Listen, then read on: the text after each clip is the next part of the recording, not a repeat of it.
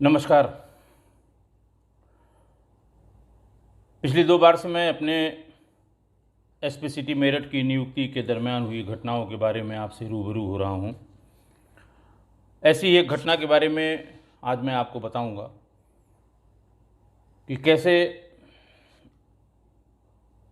अपराध करने वाला अपराधी, खूंखार अपराधी किसी जाति विशेष का हो जाता है और देखते ही देखते सारे समीकरण बदल देता है।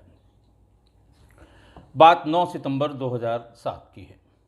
मेरठ में एक कस्बा है खरखौंदा। शहर से बिल्कुल सटा हुआ देहात का क्षेत्र है खरखौंदा। बड़ा कस्बा है, मुख्य मार्ग पर बसा हुआ, दोनों तरफ बसा हुआ ये कस्बा है। दोपहर में 3:30 बजे वहाँ पर धर्म कांटा के सामने एसके त्यागी की एक शराब का ठेका है, शराब की दुकान है। उसी शराब की दुकान में देशी शराब और विदेशी शराब, दोनों शराबों को शराब का लाइसेंस है, जिसे स्थानीय भाषा में ठेका कहते हैं। 3 लड़के 20 से 25 साल की उम्र के ठेके पर आए, शराब ली और पीने लगे। थोड़ी देर के बाद उन्होंने एक सेल्समैन को, जिसका नाम हरपाल शर्मा था, सन ऑफ कदम सिंह शर्मा, रुड़की के आदर्श नगर का रहने वाला था, उसकी कनपटी पे तमंचा लगा दिया और उससे कहा कि कैश जितना भीतर रखा है वो निकाल दो। शराब के ठेके के सेल्समैन भी बहुत कोई सीधे साधे नहीं होते, क्योंकि दिन भर उनका ऐसे ही लोगों से वास्ता पड़ता है और शराब का जो भी लाइसेंसी होता है, जो भी ठेकेदार होता है, वो ऐसे ही लोगों को अपने दुकान पे, अपने ठेके पे या अपने आउटलेट पे रखता है, जो थोड़ा सा हैकड़ हों, थोड़ा सा रजिस्ट करें और जो किसी के धमकाए या बरगलाने में ना आए। उसने जैसे ही बात शुरू की या प्रतिरोध किया, छूटते ही उसको गोली मार दी। ये गोली कंधे के नीचे लगी और भीतर सीने में जाकर धंस गई। चूंकि बिल्कुल मेन कस्बा, भरा कस्बा, भरी बाजार, गोली चलते ही आस पड़ोस के सब दुकानदार टूट पड़े और जो दूसरा सेल्समैन था राजू त्यागी, वो भी भाग के आ गया और ये तीनों भाग पाते इसके पहले राजू त्यागी ने उनमें से एक, जो पिंक रंग की शर्ट पहने हुए था, उसको दबोच लिया। उठापटक हुई। सब मुख्य मार्ग पर हो रहा है, मेन सड़क पर हो रहा है। उठापटक हुई, वो छटक कर भागने लगा, लेकिन इस बीच में जो 1-1.5 मिनट का समय मिला, उसमें काफ़ी लोग वहाँ इकट्ठा हो गए। भारी भीड़ को देखते हुए जहाँ कहीं उन लोगों ने अपनी गाड़ी खड़ी की थी, वहाँ से भागने के बजाय वो सड़क के किनारे जो दुकानें हैं, जो बाज़ार है, उसके पीछे की तरफ जो खेत है, उसकी तरफ भागना शुरू कर दिया। तब तक बड़ा शोर हो चुका था और पूरा कस्बा इकट्ठा हो गया था। पीछे की तरफ जो गांव हैं, शोर सुन के वो भी आगे आ गए थे। ये खेतों में भागे, चारों तरफ से ग्रामीणों ने घेरा और वहीं से थोड़ी दूर पे, घटनास्थल से थोड़ी दूर पे ही थाना खरखौंदा है, खरखौंदा की पुलिस भी आ गई। दिन में हजारों लोगों के बीच में दोनों तरफ से गोलियां चली और पुलिस ने उन तीनों बदमाशों को मार दिया। थोड़ी देर तक शांत रहा। जब गोलियां चलनी बंद हो गई, पुलिस ने उसको कॉर्डन ऑफ किया, लेकिन पब्लिक वहाँ से हिली नहीं, पब्लिक वहीं पर जमी रही। थोड़ी देर में SSP Shri Jyoti Narayan, SP rural, तमाम आसपास की फोर्स, मैं एसपी सिटी था, मैं भी स्वयं ये देख के कि 3-3 बदमाश मारे गए हैं, कोई बड़ी घटना है, मैं भी मौके पर पहुंच गया। उत्सव जैसा माहौल था कि साहब बदमाशों ने हमारे कस्बे में सेल्समैन को, अच्छा इस बीच में सेल्समैन को उठा के जो आसपास के लोग थे, पास में जगदम्बा हॉस्पिटल है, वहाँ तक ले गए, लेकिन हॉस्पिटल पहुँचने के पहले ही हरपाल शर्मा जो सेल्समैन था, उसने दम तोड़ दिया। यानी एक ही थाना क्षेत्र में थोड़े से दूरी पर, थोड़े से 500 मीटर की रेडियस में 4-4 शव, 4-4 लाशें, 3 बदमाशों की और एक पीड़ित की, जिसे बदमाशों ने गोली मारी थी। खैर, इतने लोग एक साथ मारे गए हों, मरने वाले बदमाश हों, तो सारा प्रेस हमेशा की तरह सारा प्रेस आ गया, टूट पड़ा वहाँ पर। और लोगों के अपने जैसे एक्सक्लूसिव खबर बनाने के लिए कि साहब कितने बजे घुसे थे, किसने देखा था, और फलाना ने भागते हुए देखा था। पिंक शर्ट वाले को तो सबने देखा, बाकी ने क्या पहना था उसके बारे में अपना अलग अलग खोजबीन अलग अलग अखबारों के संवाददाता करते रहे। अपनी अपनी एक्सक्लूसिव लिखने के चक्कर में कोई तो उसमें बिल्कुल जो अंतरंग बातें हैं वो भी बता देते हैं, कहीं कहीं लिखते हैं कि सूत्रों ने नाम न छापने की शर्त पे ये बताया। कोई ऐसी नेगेटिव बात किसी के दिमाग में नहीं थी, सभी लोग खुश थे। महिपाल जो हमारा एसओ था उस समय, महिपाल सिंह, महिपाल चूँकि उसमें शामिल था एनकाउंटर में, तो वहाँ स्थानीय जो व्यापार मंडल होता है, बाज़ार कोई बहुत बड़ी शहरों की तरह बाज़ार नहीं, कस्बे की जो बाज़ार होती है, दो एक व्यापार मंडल होते हैं, दो ही एक बड़े व्यापारी नेता होते हैं। सब लोगों ने उनका सार्वजनिक रूप से सत्कार भी किया। थाने में भीड़ थी, कहीं कोई मिठाई बांट रहा था, और ये बस कि साहब बदमाश मारे गए, बदमाश मारे गए।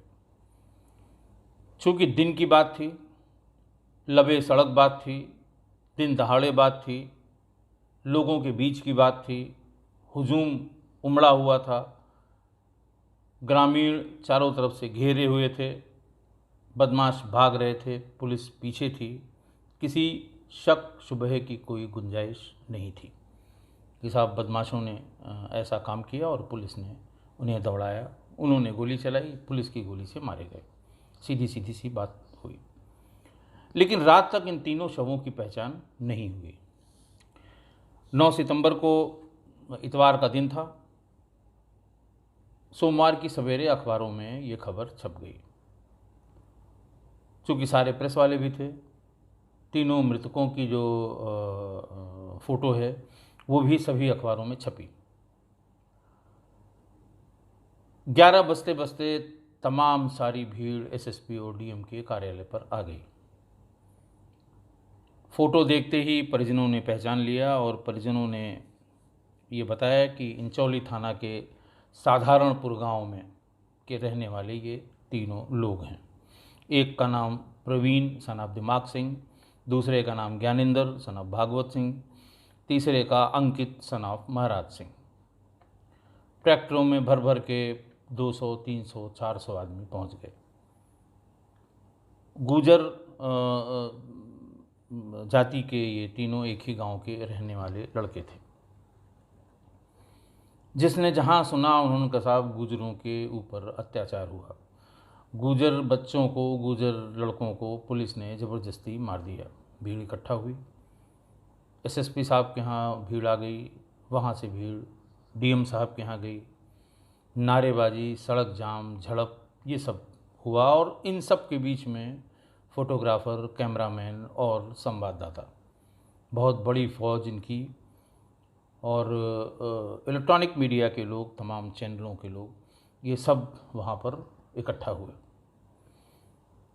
सिर्फ 10-12 घंटे पहले वही मीडिया जो पुलिस के काम में एसओ के कसीदे पढ़ रही थी, सिपाहियों के असाधारण बहादुरी के किस्से बता रही थी, शाम का जो न्यूज़ चैनल होता है केबल न्यूज़ नेटवर्क वाला, उसकी मुख्य खबर थी कि बहादुर सिपाहियों ने, एसओ खरखौंदा महिपाल ने दौड़ा दौड़ा कर बदमाशों को मारा और 3 बदमाश मारे गए।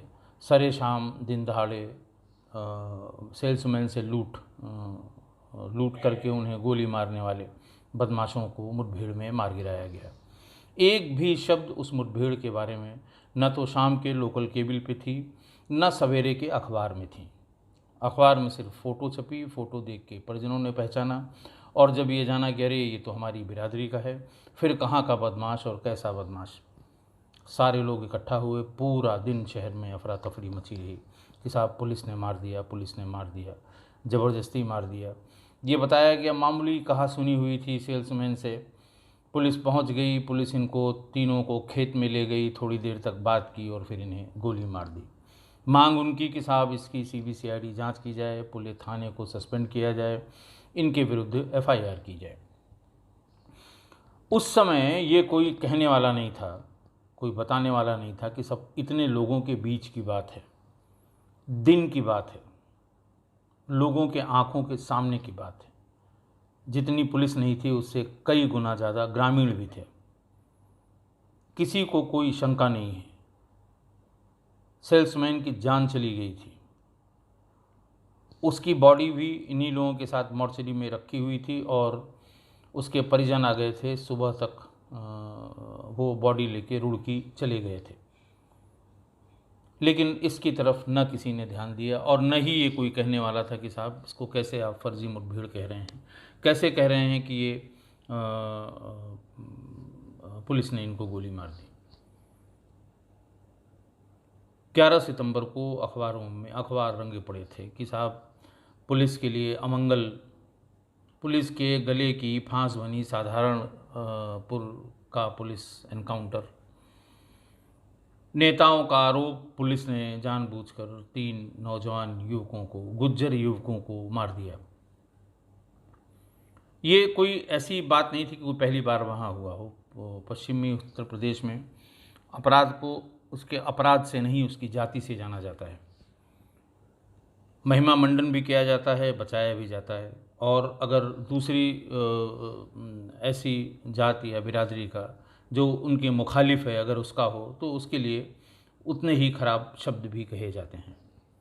मेरी तमाम पोस्टिंग्स में मैंने इसको बहुत अच्छी तरह से महसूस किया है कि अपराध करने वाला अपराधी की श्रेणी में नहीं, जाति की श्रेणी में डाले जाते हैं। पूरे दिन की कवायद के बाद फिर सारे गुर्जर नेता इकट्ठा होकर उस समय के IG zone Shri VK. Gupta साहब के पास गए। श्री वी.के. गुप्ता साहब मेरे गुरु रहे हैं। वो जब मैं अंडर ट्रेनिंग था प्रतापगढ़ में तो वो एसपी प्रतापगढ़ थे। वो उन जैसा, अब तो रिटायर हो गए, डीजी होकर रिटायर हुए, लेकिन उन जैसा भी अधिकारी बड़ा बिरला है। उनके पास गए और आप उस समय एक अखबारों में एक बहुत ही चुटीली सी खबर भी छपी थी। गुजर नेताओं का नाम उनकी पार्टी के साथ छापा गया था कि साहब देखिए ये वो पार्टियां हैं जो इलेक्शन में एक दूसरे के कपड़े उतारने पर, ये वो नेता हैं जो एक दूसरे के कपड़े उतारते हैं। लेकिन चूंकि अपराधी, मरने वाला अपराधी उनके समुदाय का है, इसलिए सारे लोग इकट्ठा हो गए क्योंकि उस समुदाय का वोट इन सभी को चाहिए। उसमें जो नाम दिए गए उस समय के बहुत बड़े बड़े नाम थे, लेकिन सारे लोग साथ होके वी.के. गुप्ता साहब के पास, जो आईजी जोन मेरठ थे, उनके पास गए थे। एक्स एमपी थे श्री हरीश पाल जो गुर्जर नेता हैं, बसपा के नेता थे श्री विजेंद्र प्रधान, राष्ट्रीय लोकदल के नेता थे श्री देवेंद्र गुजर, जेडीयू के नेता थे श्री सुरेंद्र नागर, श्री नेपाल कसाना, धूम सिंह, करमवीर भूमि, राम कुमार गुज्जर और पिंटू राणा। ये सभी गुजर समुदाय के बड़े नेताओं में थे, लेकिन अलग अलग पार्टियों से संबंधित थे। इनका इससे मतलब नहीं था कि इसकी जांच की जाए या इन लोगों का प्रतिनिधिमंडल मौके पर जाके वहाँ के लोगों से बातचीत करे, ग्रामीणों से बातचीत करे, कस्बे के व्यापारियों से बातचीत करे, पुलिस वाले से बातचीत करे।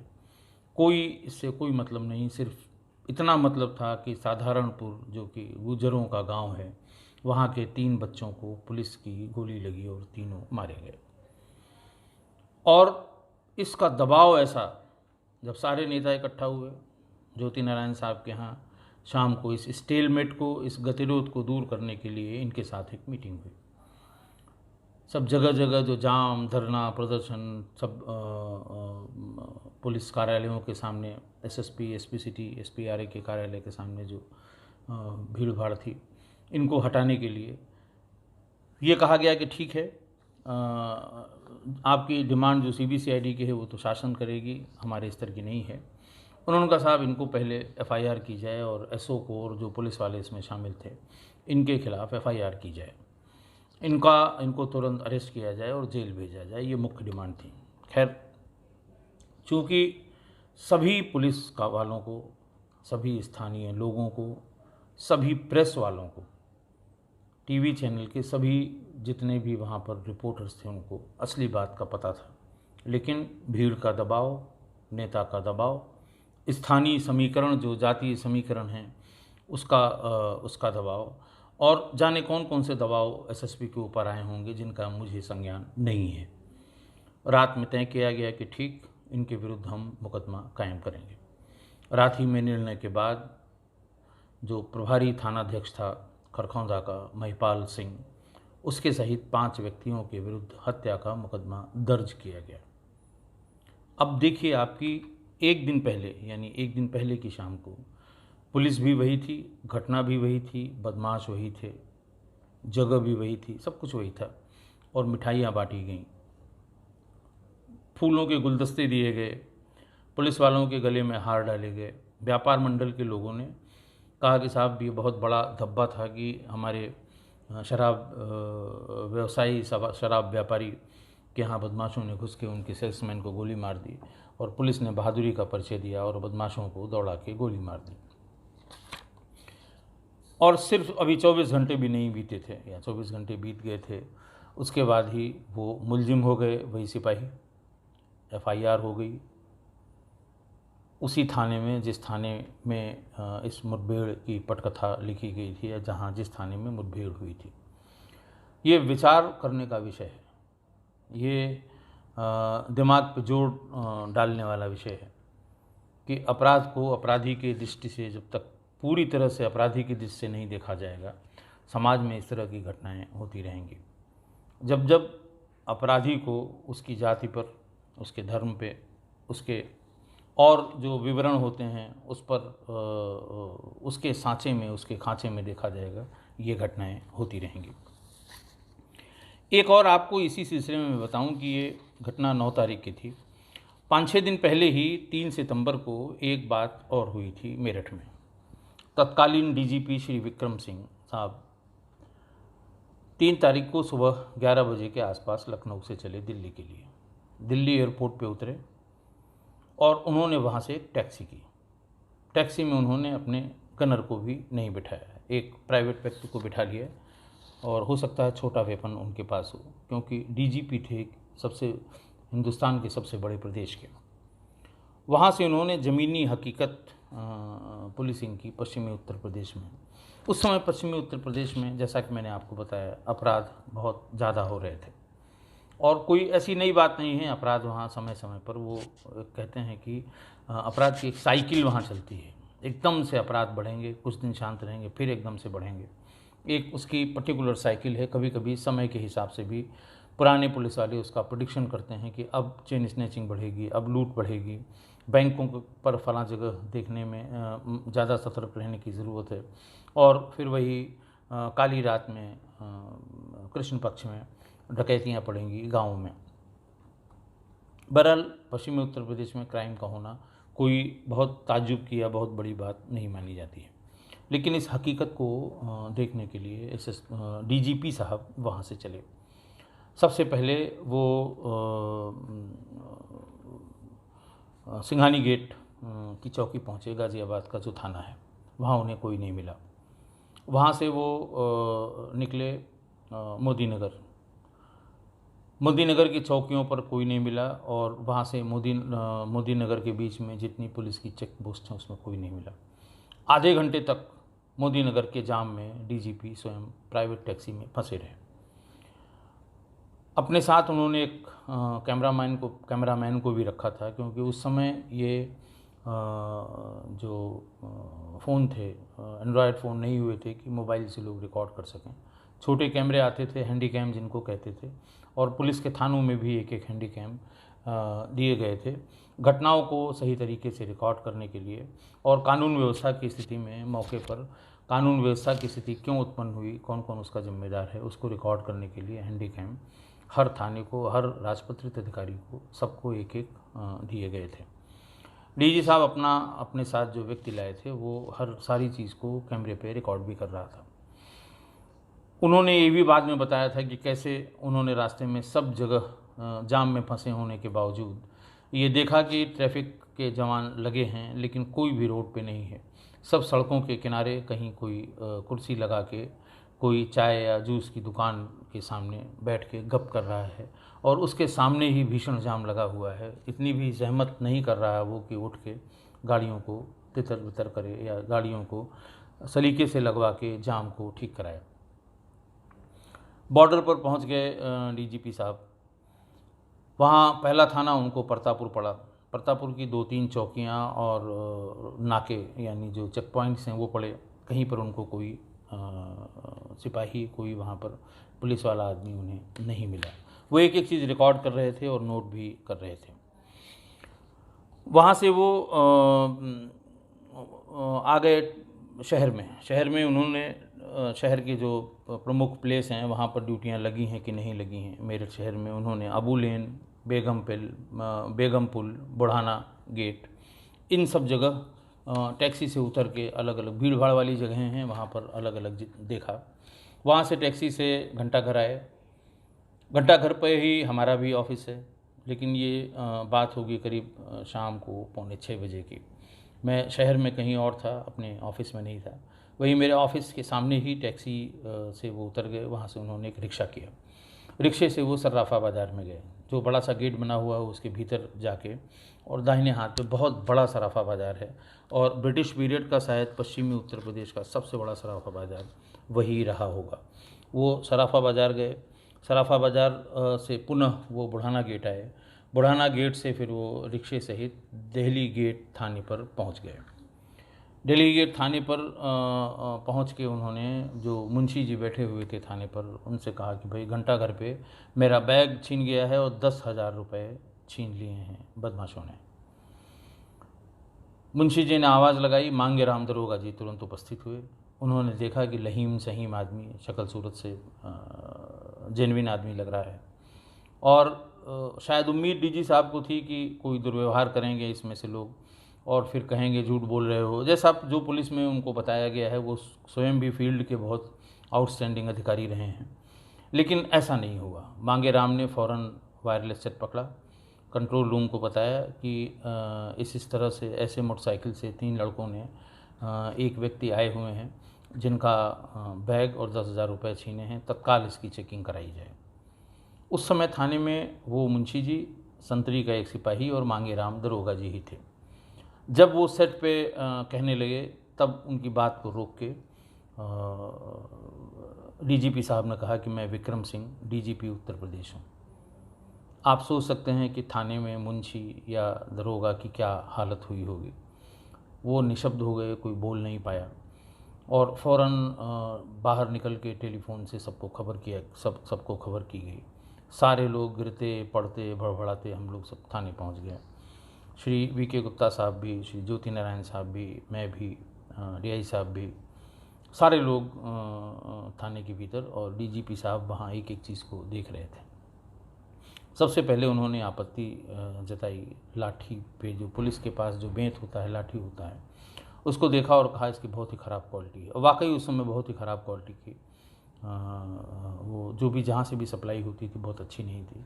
बाद में तो बहुत पॉलीमर की बहुत अच्छी बेंत पुलिस को मिलने लगी, और वर्तमान में पुलिस के पास जो बेंत है, जो पुलिस का हथियार है, ट्रेडिशनल हथियार है, वो उसकी क्वालिटी अच्छी हो गई। मैं ये सारी चीज़ें इसलिए बता रहा हूँ कि वहीं पर बातचीत करते करते श्री विक्रम सिंह साहब ने सब चीज़ों का जिक्र किया, सबसे पूछा, गाड़ियाँ देखी, स्टोर देखा, वहीं कंट्रोल रूम है, सिटी कंट्रोल रूम, उसको देखा। सब देखने के बाद भीड़ वहाँ पर पुलिस वालों की काफ़ी हो गई। सबको खड़ा किया और सबसे पूछा, भाई क्या क्या दिक्कतें हैं।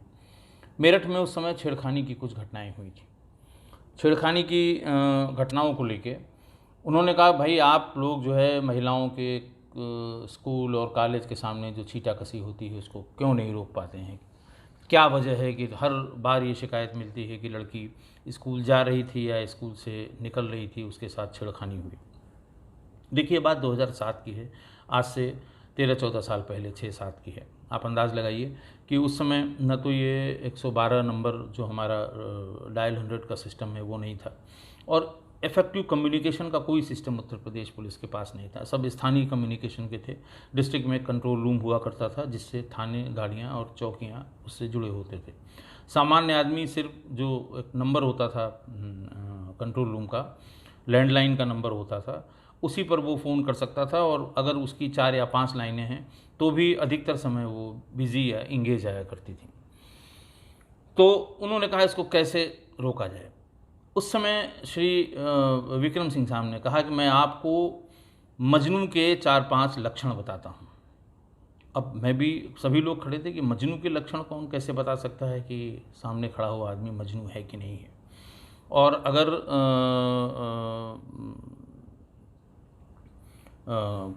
3 या 4 सितंबर के जितने अखबार हैं जो मेरठ से प्रकाशित हुए थे, हिंदी के और अंग्रेजी के, ये बहुत प्रमुखता से छपी थी उस समय खबर कि डीजीपी ने बताए मजनुओं के लक्षण।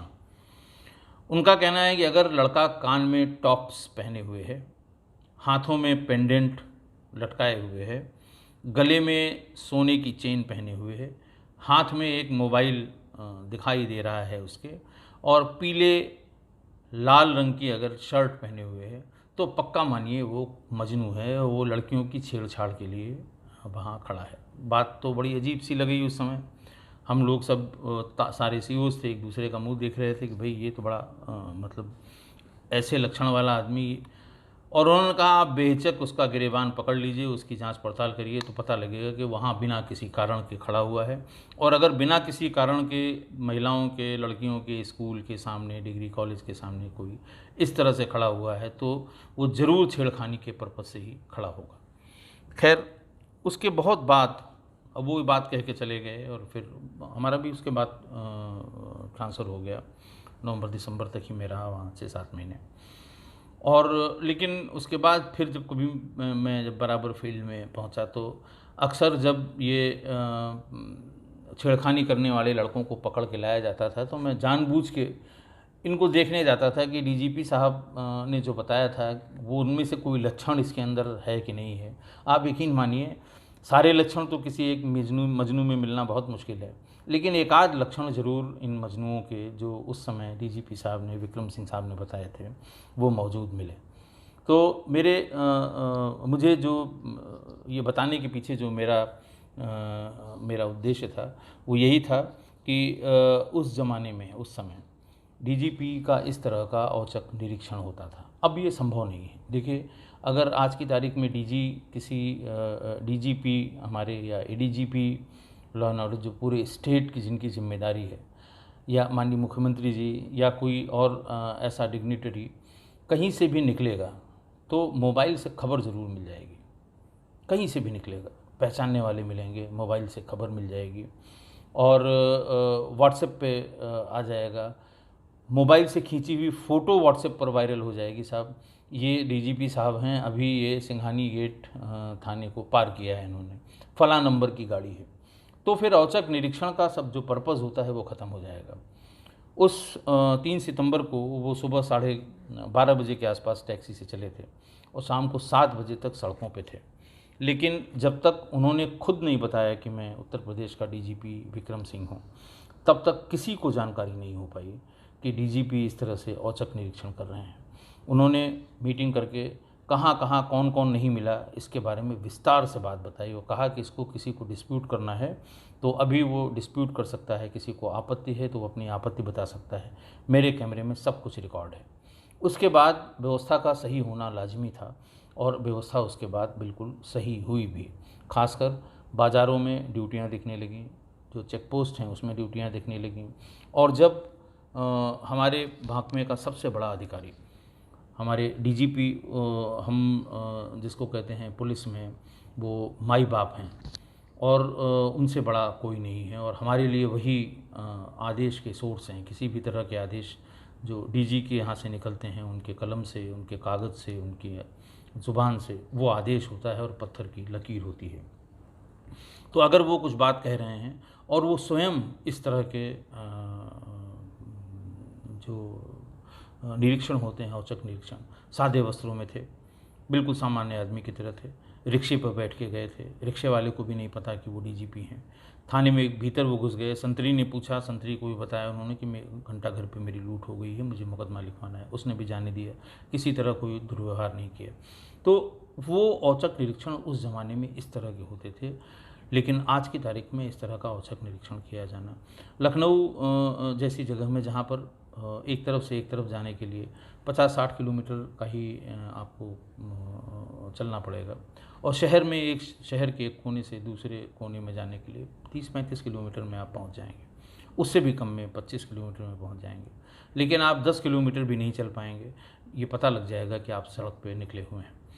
वो अब इस तरह से संभव नहीं है कि कोई लखनऊ से चल के मेरठ और गाज़ियाबाद का पूरा दौरा कर ले और ये पता भी न लगे कि डीजीपी औचक निरीक्षण पर शहर में ज़मीन पर जो यथार्थ है उसको देखने के लिए निकले हैं।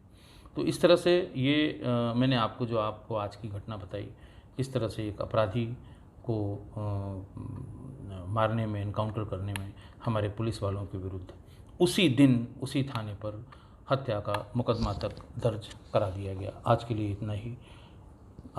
अगले एपिसोड के अगले इंसिडेंट के साथ मैं कल फिर हाजिर होऊंगा। बहुत बहुत धन्यवाद।